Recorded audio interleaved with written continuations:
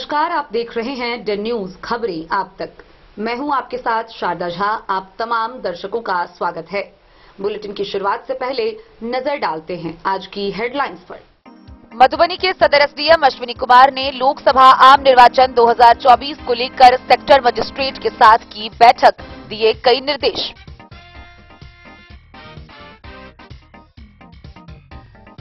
रेका थाना पुलिस ने 2 अलग अलग मामले में 3 वारंटी को किया गिरफ्तार।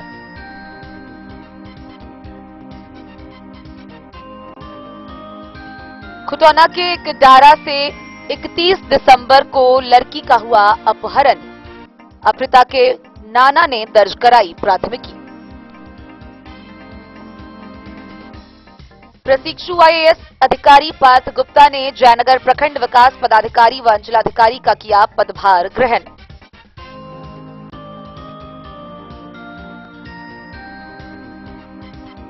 बिस्फी पुलिस ने पूर्व के शराब मामले में 2 व 1 वारंटी को किया गिरफ्तार, भेजा जेल।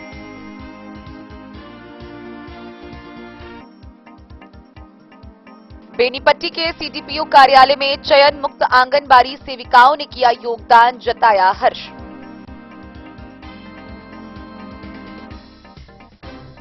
जयनगर के मुख्य पार्षद कैलाश पासवान ने सभी सरकारी विद्यालयों के प्रधानाध्यापक के साथ की बैठक।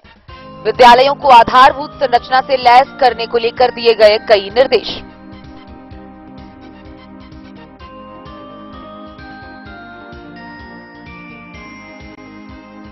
बिस्फी के धजवा और सिसई गांव पहुंचा केंद्र सरकार द्वारा जनहित में चलाई जा रही योजनाओं के उद्देश्य से हमारा संकल्प विकसित भारत रथ। सांसद व विधायक हुए उपस्थित।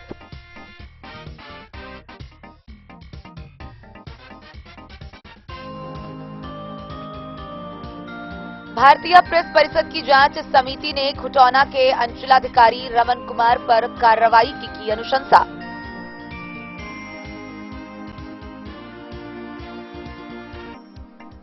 पूर्व मेयर प्रत्याशी सहलोक जनशक्ति पार्टी के कार्यकर्ता गणेश महारान ने की प्रेस वार्ता। बताया, लोक जनशक्ति पार्टी के राष्ट्रीय अध्यक्ष चिराग पासवान के नेतृत्व में बिहार का होगा विकास।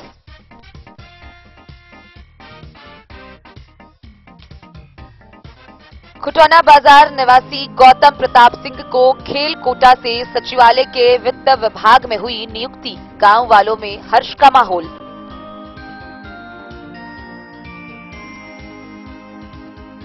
जयनगर के देवधा निवासी 27 वर्षीय सुमन कुमार पंडित ने असिस्टेंट इंजीनियरिंग परीक्षा में की सफलता हासिल।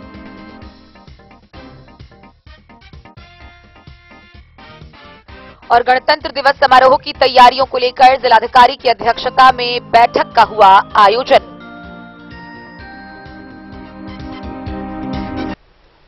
खबरें अब विस्तार से। निर्वाचक निबंधन पदाधिकारी सह सदर अनुमंडल पदाधिकारी अश्विनी कुमार के द्वारा मधुबनी विधानसभा क्षेत्र 36 के नामित सेक्टर मजिस्ट्रेटों के साथ बैठक का आयोजन किया गया। इस बैठक में उन्होंने सबसे पहले सभी मजिस्ट्रेटों को उनके कर्तव्य से अवगत कराया, उनकी ड्यूटी को समझाया। उसके बाद उन्होंने बताया कि विभिन्न मतदान केंद्रों का किस प्रकार से भौतिक सत्यापन करना है।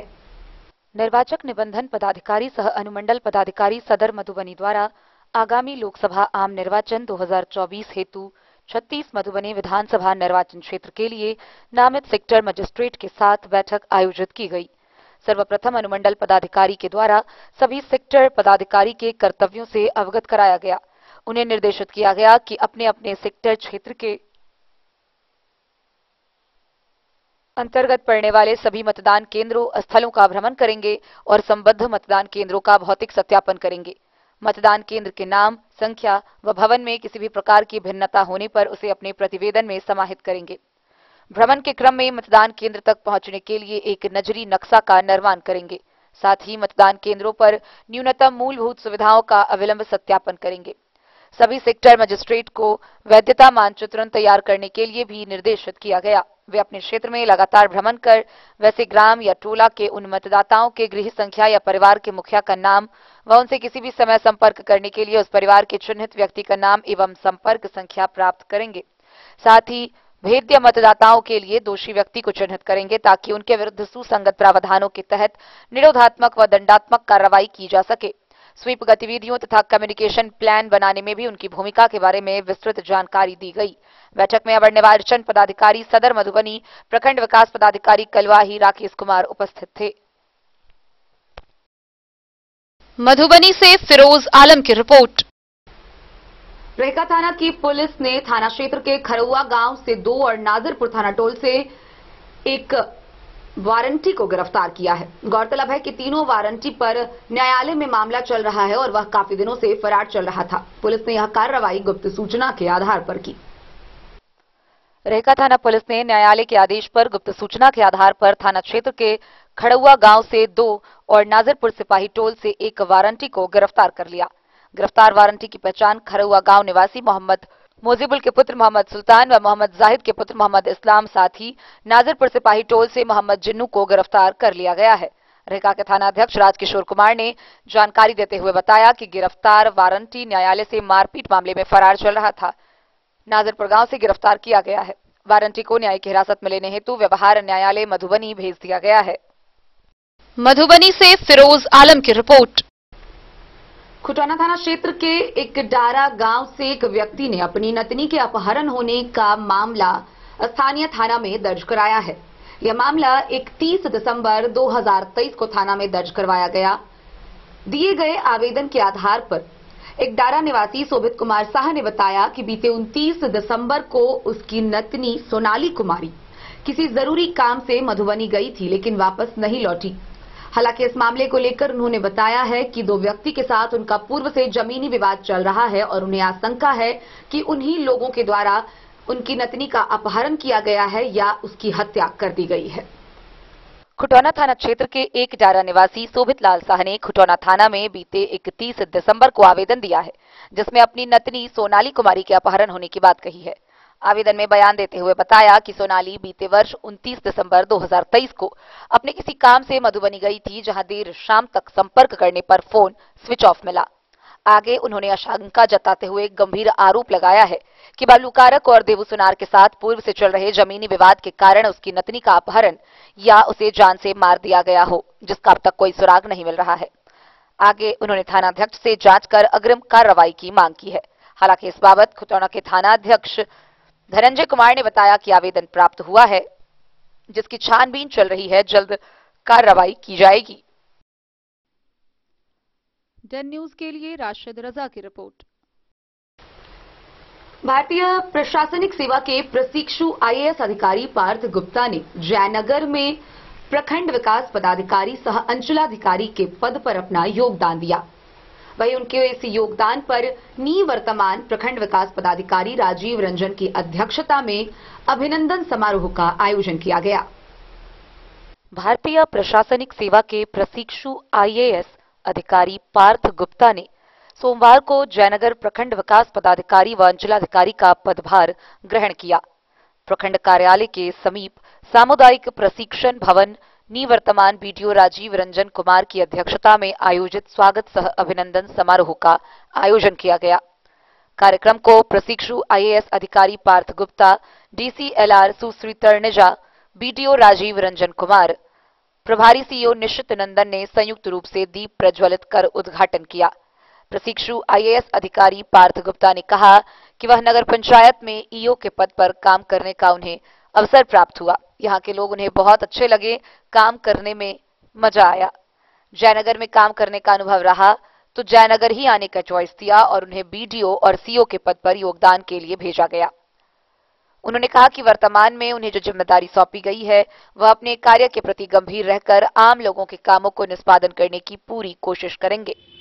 जैसा आप लोग परिचित हैं कि आज हमारे बीच प्रखंड सह अंचल कार्यालय में प्रखंड विकास पदाधिकारी और अंचल अधिकारी के रूप में अगले 3 माह तक कार्य करने के लिए प्रशिक्षु भारतीय प्रशासनिक सेवा के पदाधिकारी पार्थ गुप्ता सर आज हम लोगों के बीच है। इस वजह से हम लोगों ने ये सत्र आयोजित किया ताकि जितने भी स्टाफ हैं सर भी उनसे परिचित हो सकें और आप लोग तो हो ही, और यदि सर को भी कुछ कहना होगा तो सर कहेंगे। मैं अपनी ओर से सर का काफ़ी स्वागत करता हूं और उन्हें बधाई देता हूं और अग्रिम कार्य के लिए शुभकामनाएं।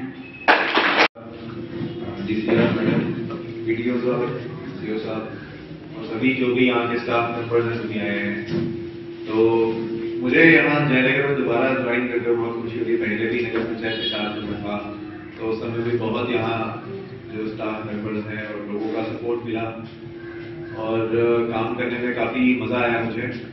तो फिर से जब ब्लॉक के चयन की बात हो रही थी तो मैंने सर को खुद से बोला कि सर अगर हो सके तो जयनगर ही दे दीजिए, क्योंकि पहले काम करे और वहाँ अच्छा मज़ा भी आया था। तो सर ने भी कहा कि ठीक है, वहाँ चीज़ें अच्छी हो जाएंगी। और भी अगर देखें तो वैसे तो यहाँ पे अगर पूरे ज़िले की बात करें तो जयनगर अच्छा नहीं परफॉर्म कर रहा है, पर और भी अच्छा करेंगे। हम सब साथ में रहेंगे अगर मिलकर काम करेंगे तो इस बेसिस पे जयनगर आए हैं। और सबसे अब यही उम्मीद है कि मतलब जितना हो सके सभी अपने मन लगा के काम करेंगे और मेरे को भी सीखने में मदद करेंगे। और जहाँ पे मतलब मुझे लगता है कि कुछ चीज़ें सही करने की आवश्यकता है तो वहाँ पीछे नहीं हटेंगे। जो मतलब कार्य जैसे करना चाहिए वैसे ही करेंगे।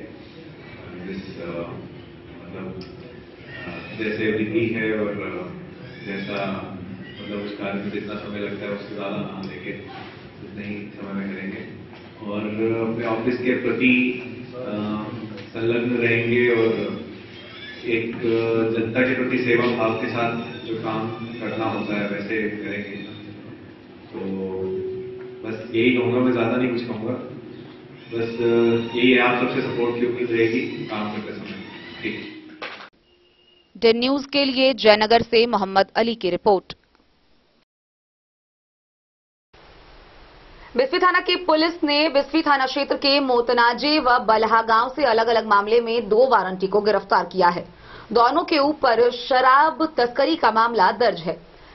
पुलिस ने यह कार्रवाई करते हुए यह भी बताया कि इन दोनों के ऊपर शराब तस्करी का मामला दर्ज है। यह जेल जाते हैं और जेल से निकलने के बाद पुनः शराब का अवैध धंधा करना शुरू कर देता है। बहरहाल दोनों को गिरफ्तार कर आगे की कार्रवाई के लिए न्यायिक हिरासत में भेज दिया गया है। बिस्फी थानाध्यक्ष राजकुमार राय के नेतृत्व में पूर्व के शराब मामले में 2 एवं 1 वारंटी को गिरफ्तार कर लिया गया। थानाध्यक्ष ने बताया कि अभियुक्त मोतनाजे बिस्फी गांव निवासी लक्ष्मण यादव और बलहा निवासी मोहम्मद महमूद आलम शराब बरामदगी मामले में फरार चल रहा था। इस मामले में अभियुक्त को गिरफ्तार कर लिया गया। गौरतलब हो कि गिरफ्तार दोनों शराब धंधेबाज जेल से छूटने के बाद पुनः शराब का अवैध धंधा करने लग जाता है। वहीं दूसरी ओर भोज पंडौल गांव निवासी प्रवीण झा को भी गिरफ्तार किया गया। थानाध्यक्ष ने बताया कि प्रवीण झा के विरुद्ध न्यायालय में वर्षों से मामला चल रहा है और यह फरार चल रहा था। गिरफ्तार अभियुक्तों को न्यायिक हिरासत में भेज दिया है। मौके पर एसआई सुरेश चौधरी, डीके दिवाकर के साथ अन्य पुलिस बल मौजूद थे। बिस्फी से सत्यनारायण यादव की रिपोर्ट। खबरों का सिलसिला जारी रहेगा। जल्दी लौटेंगे एक छोटे से ब्रेक के बाद। आप बने रहिए हमारे साथ। इंपीरियल हीरो का वादा, कीमत कम और ऑफर सबसे ज्यादा। मधुबनी जिला का सबसे बड़ा एवं अत्याधुनिक हीरो मेन डीलरशिप, जहां पे आपको मिलेगा हीरो के वर्ल्ड क्लास सेल्स व सर्विस का अनुभव। नववर्ष और लगन के अवसर पर मोटरसाइकिल के खरीद पर पाएं एक डिक्की या हेलमेट बिल्कुल मुफ्त। साथ ही 1100 का स्टैंडर्ड एसेसरीज भी बिल्कुल मुफ्त। स्कूटर्स की खरीद पर पाएं 2699 की एसेसरीज बिल्कुल मुफ्त। न्यूनतम डाउन पेमेंट व कम से कम कागजी कार्रवाई के साथ लोन की सुविधा उपलब्ध। इंपीरियल हीरो, सबसे कम कीमत की गारंटी। इंपीरियल हीरो में किसी भी कंपनी का पुराना मोटरसाइकिल या स्कूटर लेकर आएं और 0 कैश भुगतान पर अपनी पसंदीदा हीरो की मोटरसाइकिल या स्कूटर ले जाएं। तो देर किस बात की। इंपीरियल हीरो, पता याद रखें, पोखरौनी चौक, Rahika main road, Madhubani.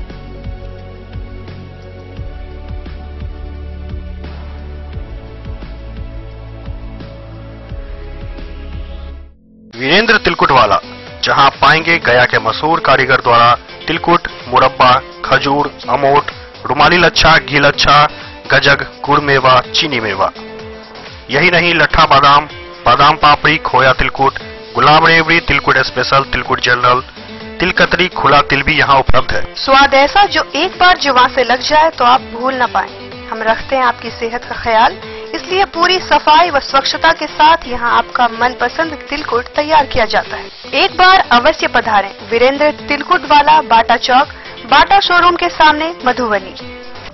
Jewellery house Swarnashree, सोने की शुद्धता मापने वाला यंत्र कैरेटोमीटर यहाँ उपलब्ध है, क्योंकि सोने की शुद्धता और आपके विश्वास के साथ कोई समझौता नहीं। रत्न, सोना व चांदी के हर तरह के आभूषणों के लिए एक बार अवश्य आएं। लाइट वेट व बेहतरीन कारीगरी वाले गहनों का अनूठा संगम, आपका भरोसा ही है हमारी पूंजी। बिना किसी मिलावट व पूरी शुद्धता के साथ हॉलमार्क गहने आपको देना हमारा परम कर्तव्य।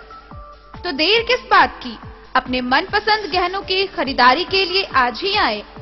पता याद रखें, ज्वेलरी हाउस स्वर्णश्री, बड़ा बाजार, मधुबनी। ट्रेंड के इस जमाने में क्या आप भी चाहते हैं स्टाइलिश और फैशनेबल कपड़े?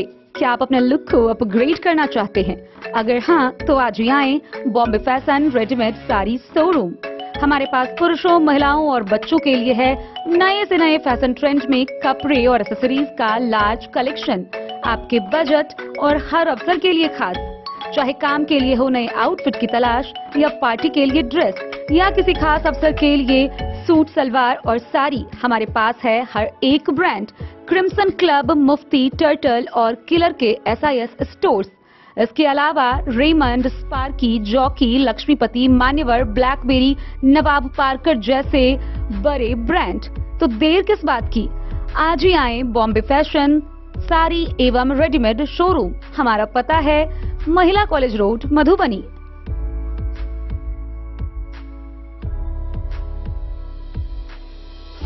अगर है आपको सोने, चांदी या हीरे के आभूषणों की तलाश, तो आज ही आएं लाल बाबू ज्वेलर्स, महिला कॉलेज रोड, मधुबनी।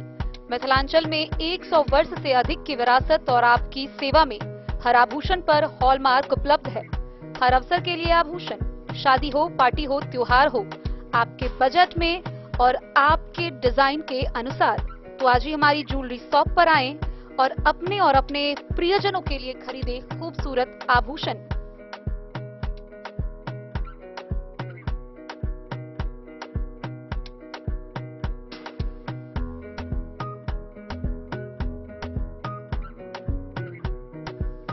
हार, चूड़ियां, अंगूठियां, झुमके, मंगलसूत्र और बहुत कुछ है शामिल, वो भी किफायती दामों में। मधुबनी में सबसे कम मेकिंग चार्ज पर लाल बाबू ज्वेलर्स, महिला कॉलेज रोड, मधुबनी।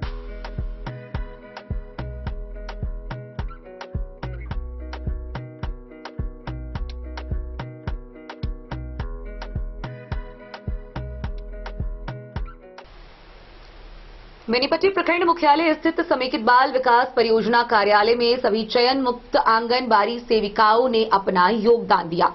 गौरतलब है कि बिहार राज्य आंगनबाड़ी संयुक्त संघर्ष समिति के द्वारा बीते 29 सितंबर से जारी हड़ताल व आंदोलन में यह आंगनबाड़ी सेविकाएं शामिल थी। अंततः मानदेय में वृद्धि की सम्मानजनक घोषणा के बाद सभी ने CDPO कार्यालय में अपना योगदान दिया। इसके साथ ही आपस में मिठाइयां बांटकर खुशी का इजहार किया। बिहार राज्य आंगनबाड़ी संयुक्त संघर्ष समिति के आह्वान पर मानदेय वृद्धि समेत 5 सूत्री मांगों को लेकर बीते 29 सितंबर से जारी हड़ताल के समर्थन में आंदोलन में शामिल होने वाली चयन मुक्त सभी आंगनबाड़ी सेविकाओं ने प्रखंड मुख्यालय स्थित समेकित बाल विकास परियोजना कार्यालय बेनीपट्टी में सोमवार को योगदान किया। इसके साथ ही सभी सेविकाओं ने अपना अपना कार्यभार भी संभाल ली। योगदान करने वाली सेविकाओं में रीता, रंजू, विभा, मिथिलेश, सबनम झा शामिल हैं।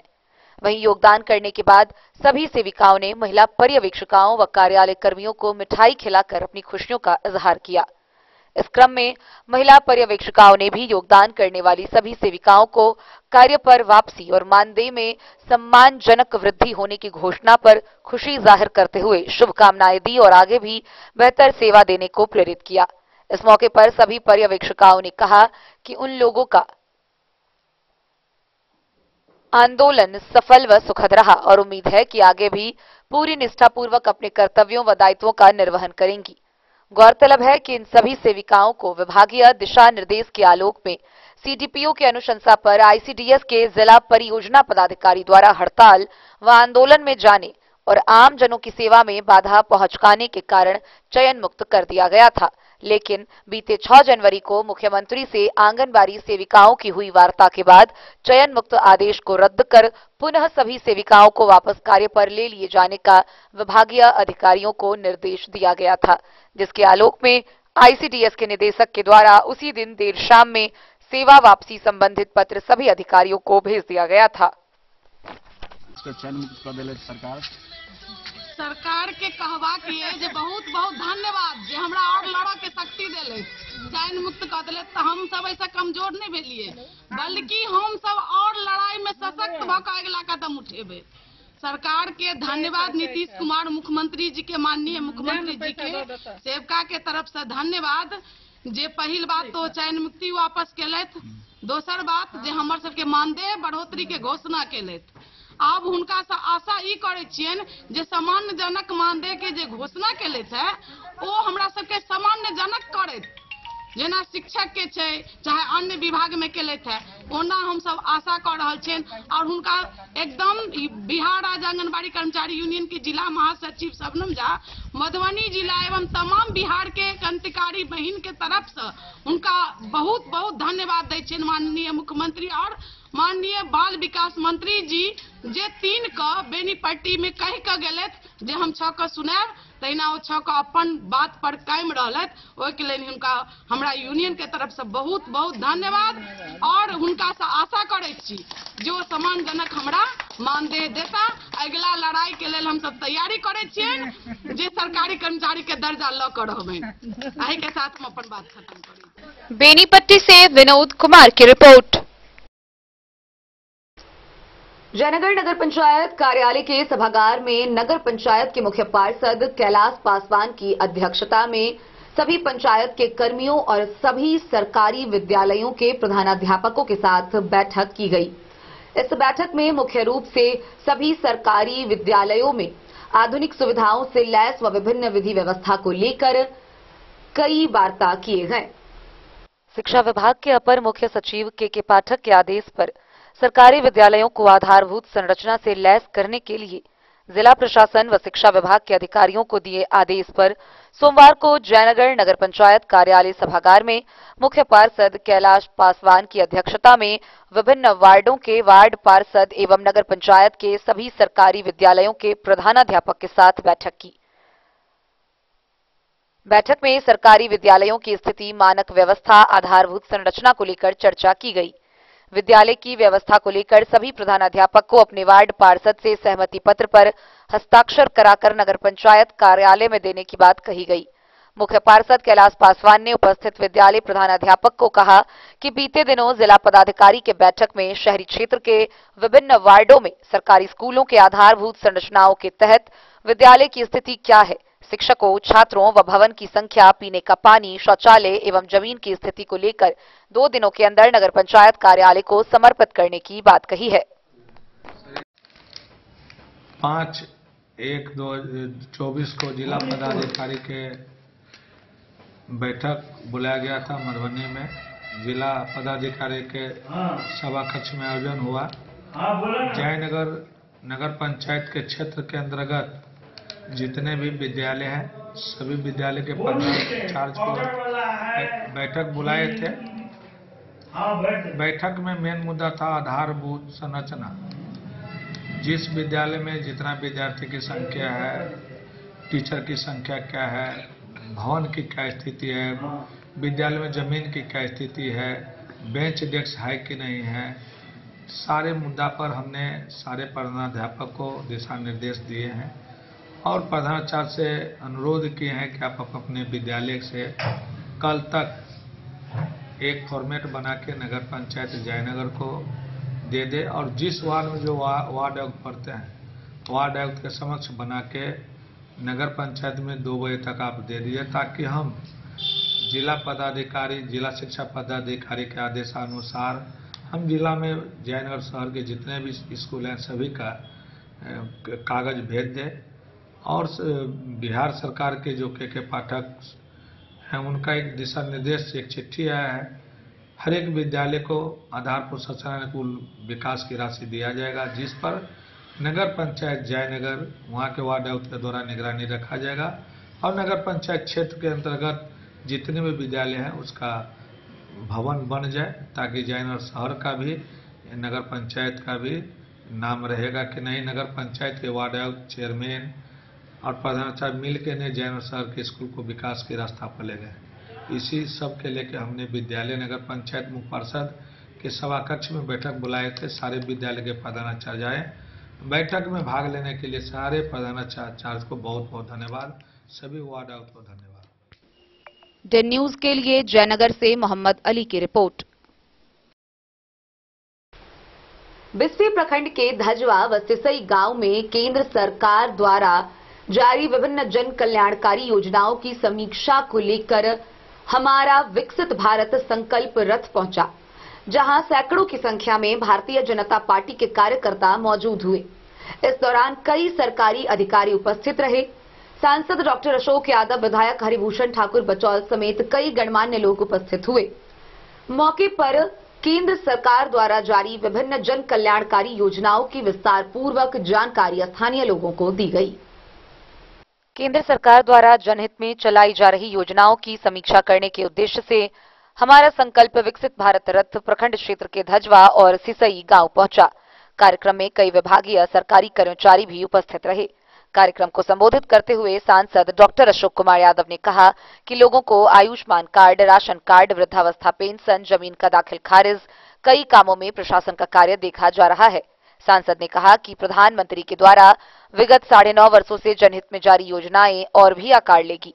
वहीं कार्यक्रम के बाद धजवा गांव में एक पीसीसी सड़क का उद्घाटन नारियल फोड़कर सांसद डॉक्टर अशोक कुमार यादव एवं विधायक हरिभूषण ठाकुर बचौल ने किया। सांसद ने कहा कि विकास के कामों में कोई राजनीति नहीं होनी चाहिए। कहा कि विकसित संकल्प यात्रा के दौरान आम जनों की समस्याएं सुनी जा रही है। मौके पर भाजपा के भारी संख्या में लोग मौजूद थे। गुलामी की मानसिकता को जड़ से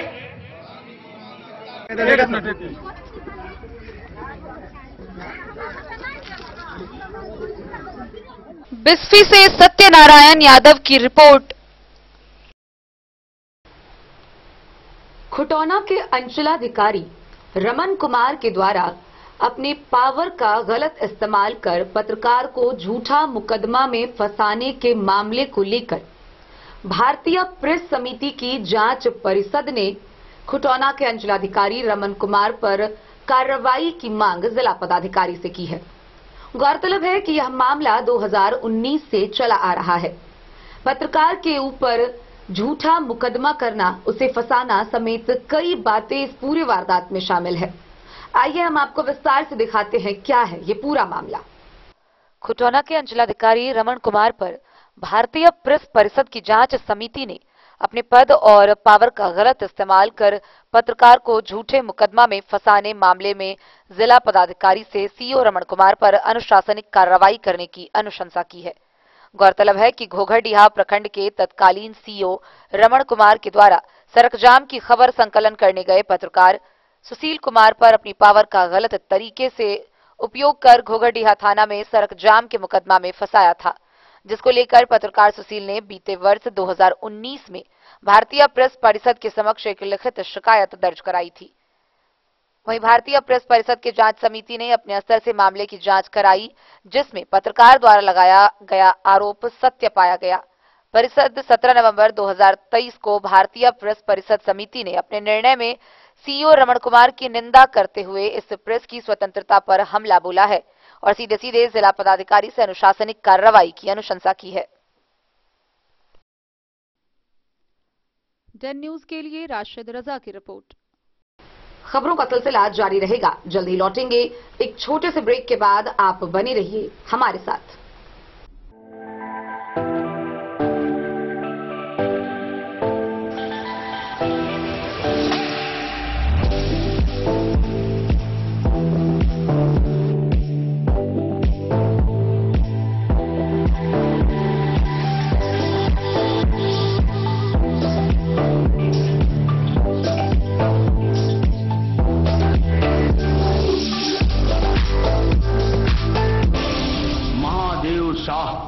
अमरनाथ प्रसाद ज्वेलर्स 916 हॉलमार्क ब्रांडेड गोल्ड एवं डायमंड ज्वेलरी शोरूम, गांधी चौक। शगुन वाटिका मैरिज गार्डन, मधुबनी शहर के बीचों बीच बाबू साहेब चौक पर आपकी सुविधा अनुसार आकर्षक और भव्य मैरिज गार्डन, शगुन वाटिका, विवाह भवन, रिंग सेरेमनी हो या हो शादी, छोटा बड़ा पारिवारिक समारोह हो या हो कोई उत्सव या पार्टी, शगुन वाटिका मैरिज गार्डन दे रहा है आपको सबसे बेहतरीन सेवा।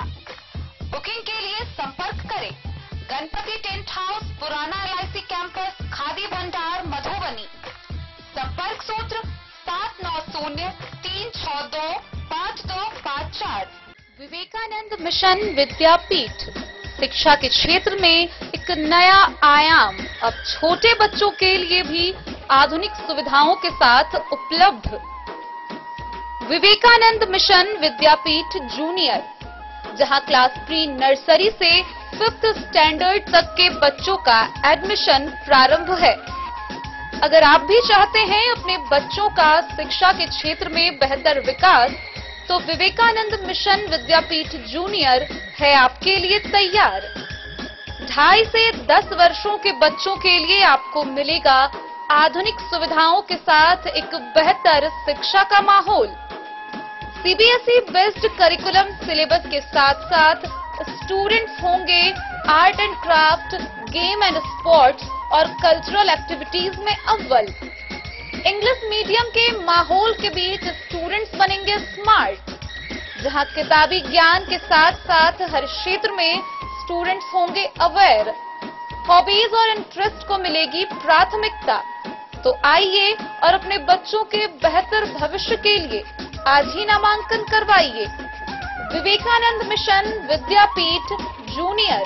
हमारा पता है तिरहुत कॉलोनी, नगर परिषद, main road, ward number 21, Madhubani. Madhubani नगर निगम के पूर्व मेयर प्रत्याशी सह लोक जनशक्ति पार्टी के कार्यकर्ता गणेश महारान के द्वारा प्रेस वार्ता का आयोजन किया गया। प्रेस वार्ता में मुख्य रूप से उन्होंने बताया कि लोक जनशक्ति पार्टी के राष्ट्रीय अध्यक्ष चिराग पासवान के द्वारा विकसित बिहार का जो संकल्प लिया गया है, उसे सभी कार्यकर्ता मिलकर पूरा करेंगे। वर्षों से लोक जनशक्ति पार्टी के कार्यकर्ता रहे हैं और हमेशा साथ रहकर कार्य करेंगे।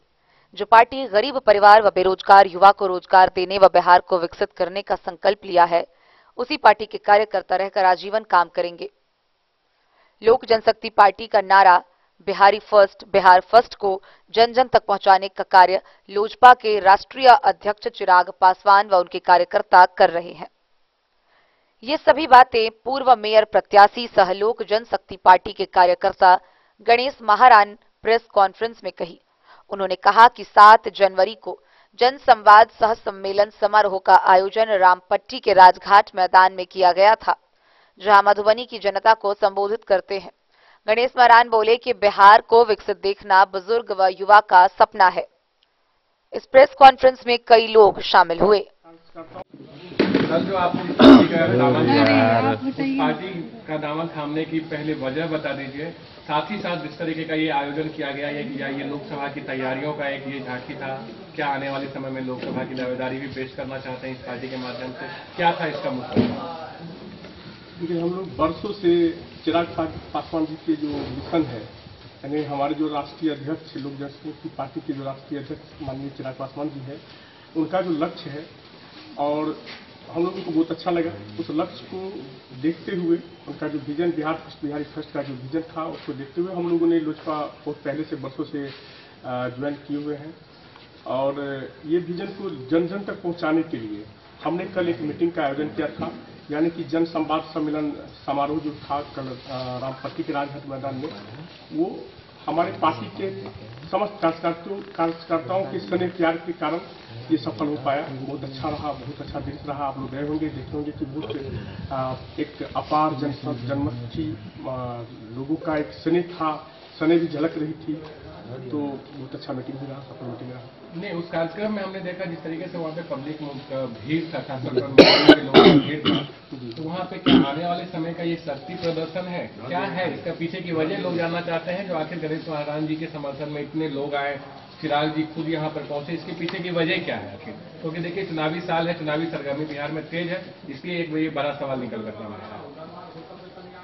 उनके विजन को यानी माननीय अध्यक्ष जी के विजन को जन जन तक पहुंचाना मेरा मकसद था।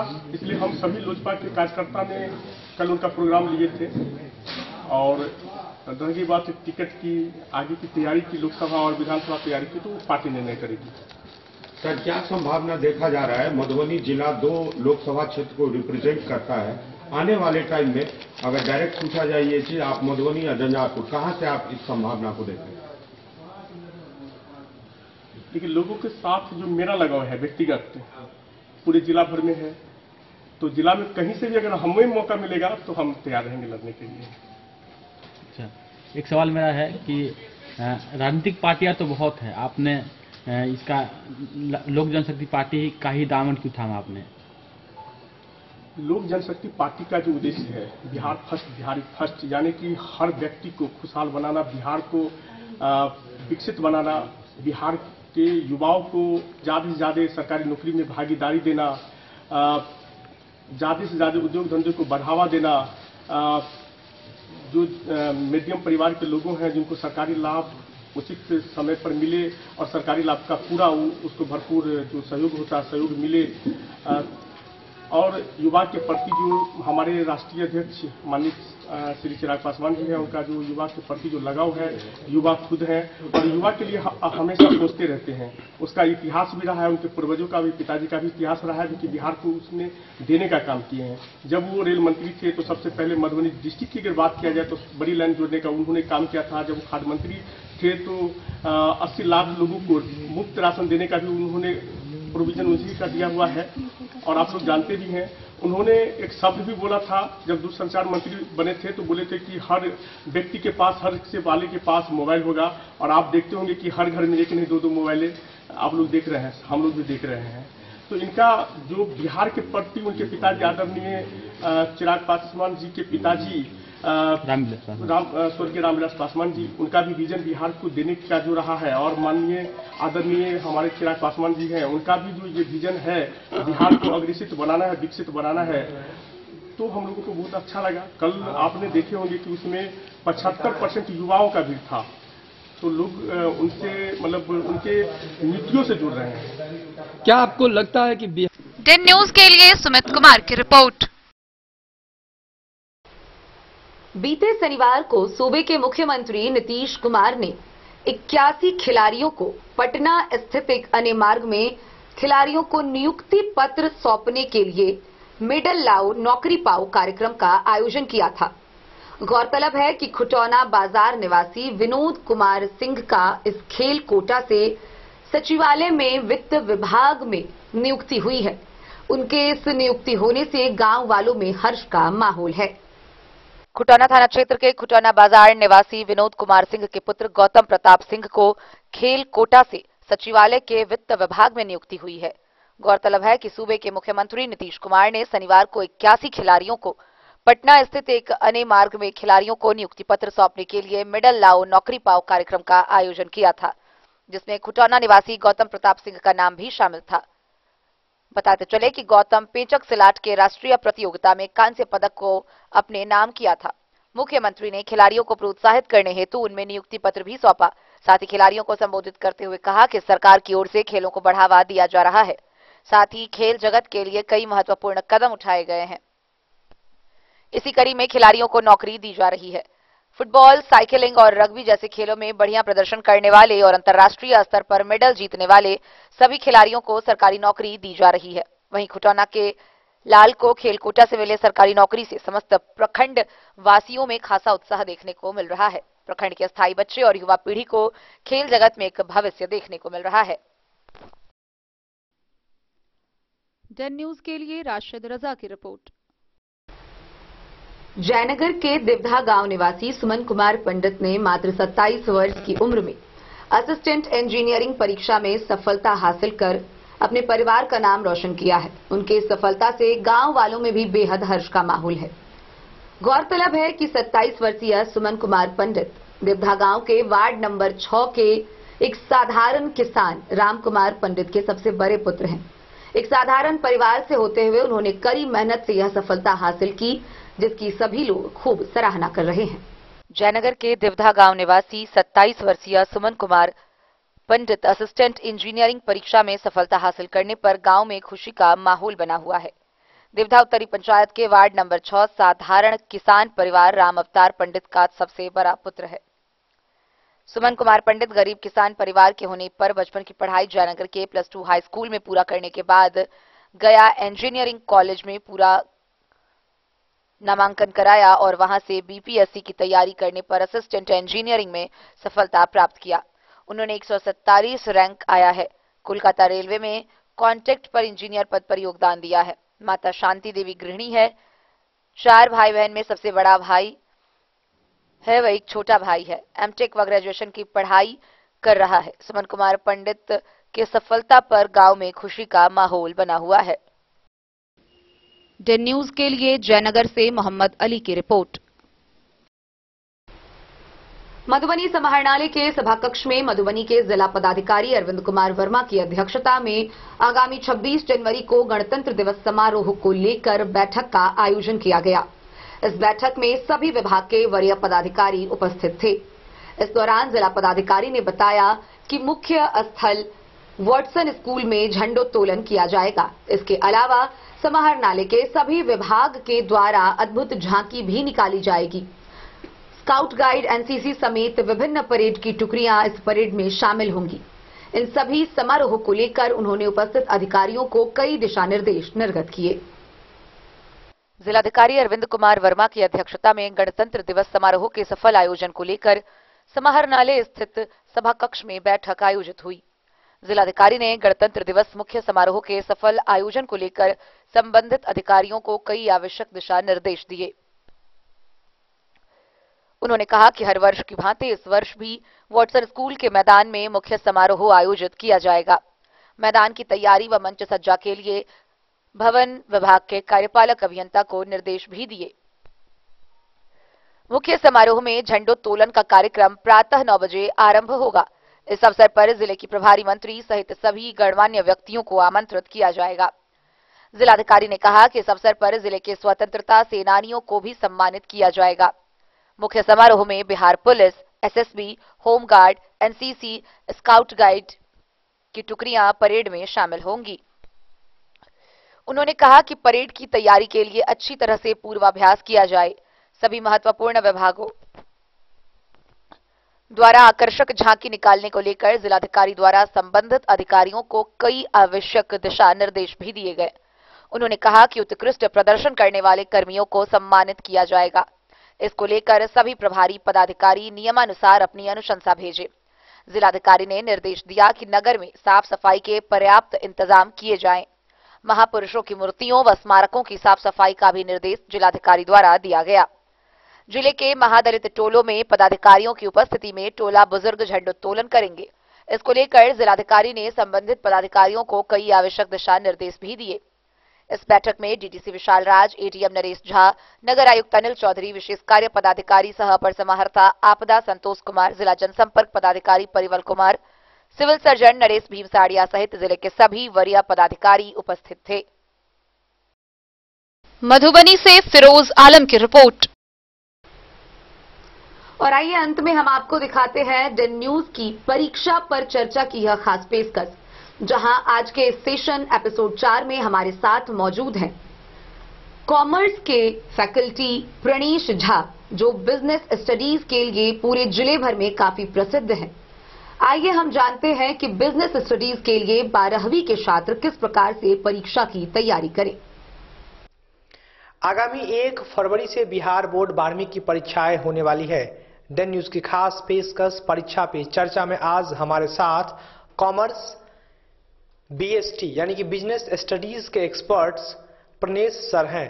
इनसे हमारी बातें होगी, मुलाकातें होगी और अब जो कम समय बचा हुआ है, लगभग 1 महीने से भी कम समय हमारे पास है, इसमें बच्चे कैसे बेहतरीन तैयारियां करें, ऑब्जेक्टिव, सब्जेक्टिव और लॉन्ग क्वेश्चन को किस तरह से अटेम्प्ट करें, क्या क्या सावधानियां बरतें, इन सभी मुद्दों पे हमारी बात होगी। हमारे साथ प्रणेश सर हैं। सर, सबसे पहले तो आपका डेन न्यूज की खास पेशकश परीक्षा पे चर्चा में आपका हार्दिक स्वागत। आपका भी धन्यवाद और डेन न्यूज का भी धन्यवाद जो हमको यहाँ पर बुलाए। सर, सबसे पहले तो आगामी 1 फरवरी से बिहार बोर्ड 12वीं की परीक्षाएं होने वाली है। आप सबसे पहले तो कॉमर्स का क्या बैकग्राउंड रहा है और कॉमर्स की क्या पद्धति रही है बिहार बोर्ड को, चूंकि आप लोगों के पास 25-30 सालों का अनुभव है कॉमर्स के क्षेत्र में, इसके बारे में सर जरा हमें। सबसे बड़ी बात यह है कि कॉमर्स में जो अभी विगत कई वर्षों से जो एग्ज़ाम हो रही है उसमें 100 नंबर का जो प्रश्न पूछा जाता है, तो कॉमर्स में 3 सब्जेक्ट कॉमर्स से है। एक है अकाउंट, दूसरा है बिजनेस स्टडीज़, तीसरा ईपीएस। तो बच्चों के पास विकल्प है जो वो या तो इंटरप्रेन्योरशिप रखे या तो इकोनॉमिक्स रखे। तो कुछ बच्चे इकोनॉमिक्स रखते हैं और कुछ बच्चे इंटरप्रेन्योरशिप रखते हैं। सभी सब्जेक्ट 100-100 नंबर के हैं, लेकिन ईपीएस में 70 नंबर जो है वो थ्योरेटिकल से होता है और 30 नंबर कॉलेज में प्रैक्टिकल से होती है। सर ईपीएस में सबसे पहले हम बारी बारी से आएंगे। पहला सर मेरा ये रहेगा कि इसमें प्रश्न कितने पूछे जाते हैं और खास करके ऑब्जेक्टिव को विद्यार्थी कैसे अटेम्प्ट करे और ऑब्जेक्टिव बनाने के क्रम में क्या क्या सावधानियां बरते और किस किस चैप्टर को पढ़े जिससे ऑब्जेक्टिव में उन्हें सहूलियतें हो। बिजनेस स्टडीज हो या अकाउंट्स हो या ईपीएस हो या इकोनॉमिक्स हो, ऑब्जेक्टिव लगाने से पहले तो हर एक स्टूडेंट छात्र छात्राओं को ये ध्यान रखना चाहिए कि आप जब कोई क्वेश्चन देखेंगे तो सर्वप्रथम आपको 4 विकल्प रहते हैं, उसमें से 2 जो नहीं है वो पहले ही पता लग जाएगा जो 2 ये होने वाला नहीं है। अब बच गया 2, इन दोनों में ये देखना है जो सटीक मतलब जिस पर लोगों को 100% कॉन्फिडेंस हो उसी को मतलब उसी ऑप्शन को सही लगाना चाहिए। और ऑब्जेक्टिव के लिए ये ध्यान रखना चाहिए जो थ्रू आउट पढ़ना होता है। चैप्टर वाइज यदि थॉरो स्टडी होगी तभी बच्चा ऑब्जेक्टिव को सही से सॉल्व कर पाता है। जो भी सब्जेक्ट है या अकाउंट, बीएसटी या ईपीएस या इकोनॉमिक्स, सभी सब्जेक्ट में 100 नंबर की ऑब्जेक्टिव होती है जिसमें बच्चों को 50 नंबर का ही ऑब्जेक्टिव लगाना होता है। इसलिए आपके पास सभी छात्र छात्राओं के पास 100 नंबर का ऑब्जेक्टिव मिलेगा जिसमें से आपको 50 नंबर का ऑब्जेक्टिव सही करना है। तो उस 50 नंबर में 50 नंबर लाने के लिए सभी छात्र छात्राओं को सभी बुक जिसके पास बुक है बुक से या जहाँ पर जो पढ़ते होंगे वहाँ से वो थ्योरी मिला होगा तो थ्योरी से ही ऑब्जेक्टिव की सॉल्व हो जाती है। उसमें सर किस किस चैप्टर में विशेष महत्व देना चाहिए? जैसे बीएसटी है तो बीएसटी की 2 पार्ट होती है। एक होती है principle and function of management, दूसरा होती है बिजनेस फाइनेंस एंड मार्केटिंग। तो जो फर्स्ट ए ग्रुप है उसमें जैसे प्रबंध है तो प्रबंध के बारे में ही कहा गया है। जो ये एक ऐसा शब्द है जिसके बारे में लोग कुछ कहा नहीं जा सकता है, क्योंकि 5 अंधे व्यक्ति ने मिलकर एक हाथी को पकड़ा और जिस रूप में देख लिया उसी रूप में प्रबंध को परिभाषित कर दिया। जिसने पैर पकड़ा समझा खंभा है, जिसने पूंछ पकड़ा समझा सांप है, जिसने कान पकड़ा समझा सूप है, जिसने पेट पकड़ा समझा गद्दा है। तो कहने का अर्थ ये है हमारा जो प्रबंध ही एक ऐसा चीज है जो प्रबंध के बिना कोई कार्य करना संभव नहीं है। इसलिए प्रबंध के 5 कार्य हैं। जॉर्ज टेरी ने कहा था जो PODSC planning, organizing, directing, staffing, controlling. तो इसलिए इन सब चैप्टरों को देखना चाहिए। फिर business finance and marketing chapter से जैसे वित्तीय प्रबंध, उसके बाद विपणन और विक्रय में अंतर, उपभोक्ता संरक्षण अधिनियम, इन सब टॉपिकों को अध्ययन करने से बच्चा अधिक से अधिक मार्क्स ला सकता है एग्जाम में। और दूसरी बात, यदि बच्चों को आंसर लिखना है तो जो भी पॉइंट वाइज स्टडी करे और पॉइंट को स्केच कर दे, मतलब उसको हाईलाइट करना चाहिए। और ग्राफिकल, यदि लॉन्ग टाइप आप क्वेश्चन बना रहे हैं तो सबसे पहले उसको ग्राफिकल प्रेजेंटेशन करना चाहिए। ये तो सर ऑब्जेक्टिव को लेकर के आपने बताया। सब्जेक्टिव, हाँ सब्जेक्टिव पे सर सब्जेक्टिव का यही ट्रिक है जो ग्राफिकल प्रेजेंटेशन होना चाहिए और पॉइंट वाइज पॉइंट को हाईलाइट करना चाहिए।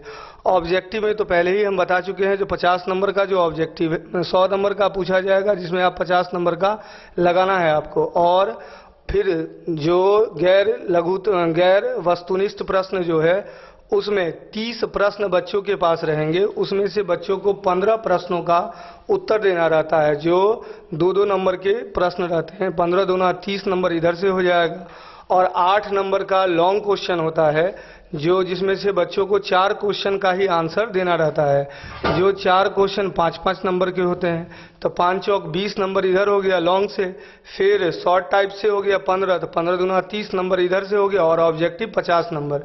तो यदि 100% तैयारी करके बच्चा जाए तो 90% नंबर लाना कोई बड़ी बात नहीं है। सर लॉन्ग क्वेश्चन में सर कोई विशेष क्वेश्चन या कोई विशेष टॉपिक? संगठन से आप क्या समझते हैं, इसके महत्व, इसके आवश्यक तत्व, उसके बाद नियोजन प्रक्रिया, स्टॉक एक्सचेंज, सेबी, उपभोक्ता संरक्षण अधिनियम, प्रबंध के कार्य, नियोजन प्रक्रिया क्या है, नियंत्रण, ये सब टॉपिक लोगों को पढ़ना चाहिए।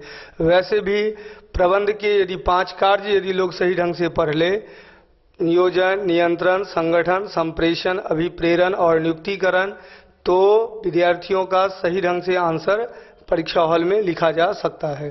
सर हर एक बोर्ड का एक अपना क्वेश्चन रहता है, वो 2, 4, 5 मोस्ट वीवीआई क्वेश्चन जो एक ट्रेंड रहा है कि ये नहीं तो ये पूछेगा ही, वो ऐसा कोई 4-5 क्वेश्चन अगर आपके पास हो कॉमर्स में? जैसे बीएसटी में है सेबी के कार्य और संगठन क्या है, इसके उद्देश्य महत्व, फिर नियोजन की प्रक्रिया, फिर प्रबंध क्या है, इसके उद्देश्य, वैज्ञानिक प्रबंध।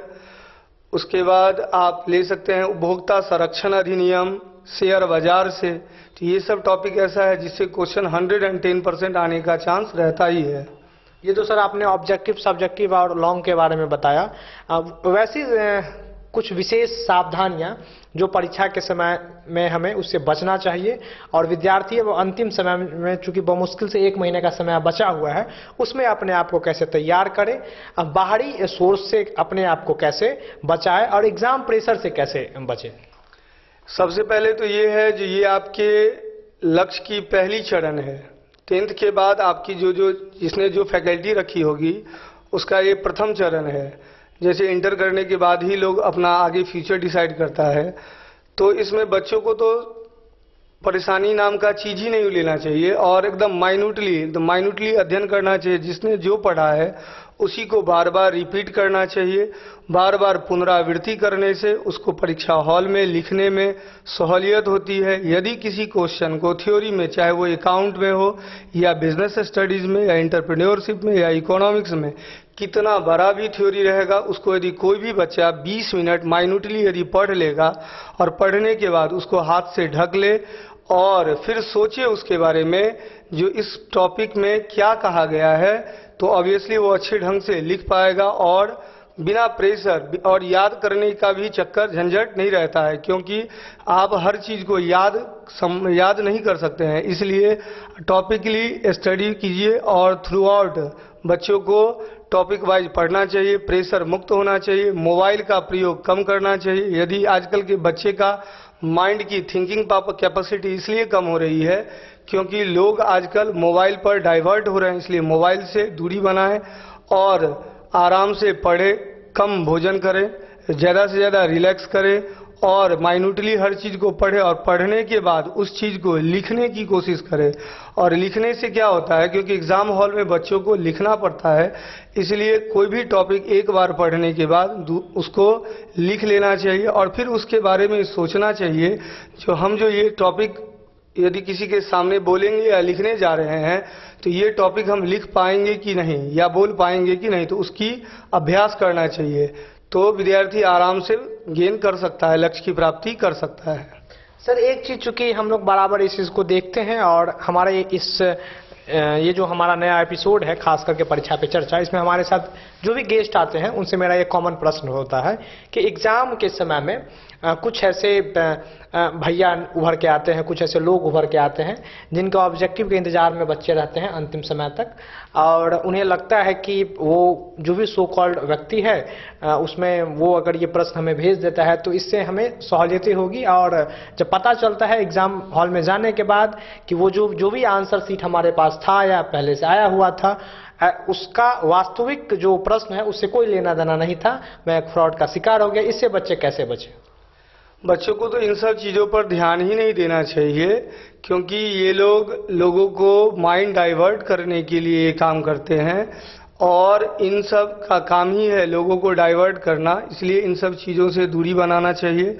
और हमने पहले ही कहा था जो मोबाइल से दूरी बना के चले, क्योंकि मोबाइल पर ही क्वेश्चन आएगा, क्योंकि कोई किसी को देने आएगा नहीं, इसलिए मोबाइल से दूरी बनाएं और दूसरों के बहकावे में नहीं आए।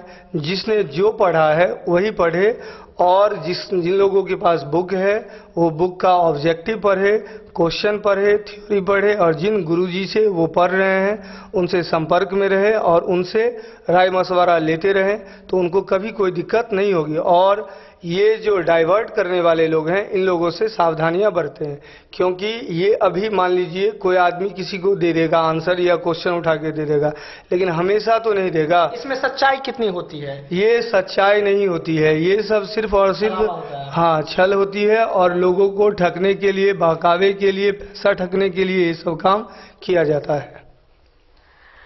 डेन न्यूज की विशेष पेशकश परीक्षा पे चर्चा में ये हमारा 5वां एपिसोड था। 5वें एपिसोड में हमारे साथ मधुबनी शहर के जाने माने कॉमर्स बीएसटी के शिक्षक प्रणेश झा सर थे। सर से हमने जाना समझा कि परीक्षा के दौरान क्या क्या सावधानियां बरतनी चाहिए, और खास करके बीएसटी में ऑब्जेक्टिव को लेकर के हो, शॉर्ट को लेकर के हो या लॉन्ग को लेकर के, उसमें क्या रणनीति बनानी चाहिए। ये साक्षात्कार कैसा लगा जरूर बताइएगा। वीडियो जर्नलिस्ट सोनू कुमार के साथ मैं नीतीश झा, मधुबनी से। देखते रहिए डेन न्यूज, खबरें आप तक। तो आज की इस बुलेटिन में फिलहाल इतना ही। कल फिर हाजिर होंगे नई खबरों के साथ। तब तक दीजिए पूरी टीम को इजाजत, और मधुबनी की हर छोटी बड़ी खबरों के लिए देखते रहिए डेन न्यूज, खबरें आप तक। नमस्कार।